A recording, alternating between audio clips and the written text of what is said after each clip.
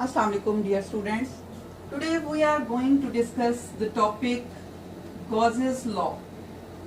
And Gauss's law is one of the most basic laws of electrostatics.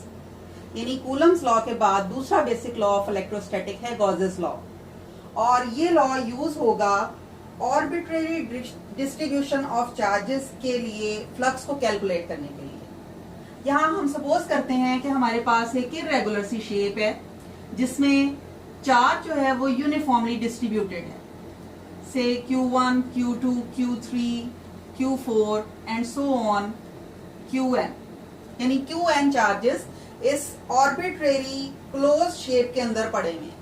अब हमने electric flux को calculate करना है जिसकी डेफिनेशन हमने पढ़ी थी Q ओवर एप्सिलॉन नॉट। अब यहाँ मीडियम तो सेम है क्योंकि सारी की सारी शेप जो है उसके अंदर मौजूद चार्जेस एक जैसे मीडियम में ही पड़े हैं।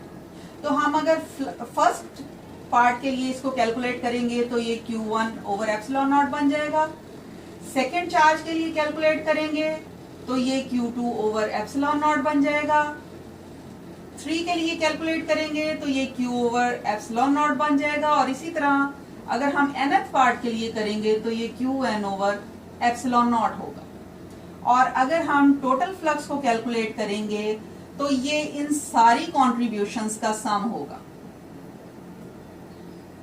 Till nth part. अब यहां अगर आप इसकी वैल्यू को पुट करें तो Q1 over epsilon not, Q2 over epsilon not, Q3 over epsilon not and so on Qn over epsilon not. अब चूंकि मीडियम सेम है तो एप्सिलॉन नॉट सब में से कॉमन निकल आएगा, यानी आपका इलेक्ट्रिक फ्लक्स जो है उसके लिए 1 ओवर एप्सिलॉन नॉट कॉमन है, और बाकी बचा आपके पास Q1, Q2, Q3 till Qn इन सारी क्वांटिटीज का सम। और ये आपको पता है अगर हम सम करेंगे तो ये टोटल चार्ज आ जाएगा इन क्लोज सरफेस, यानी total charge enclosed by the closed surface. तो गॉसेस लॉ की स्टेटमेंट हम कुछ इस तरह से करते हैं कि it is 1 over epsilon not times the total charge enclosed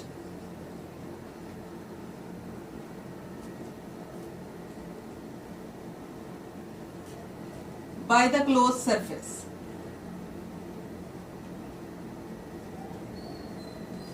यानी flux is equal to 1 over epsilon naught times the total charge enclosed by the closed surface।